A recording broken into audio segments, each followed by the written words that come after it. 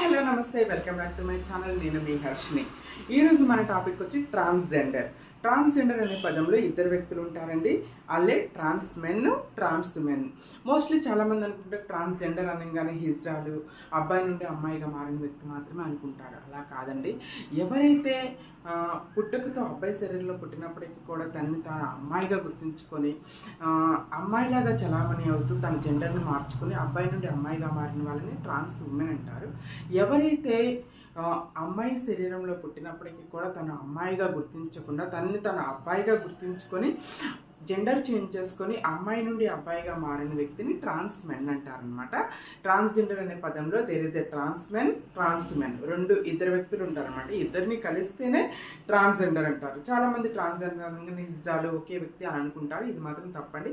What is trans men, what is trans women అనేది next ఎపిసోడ్లో చెప్తాను.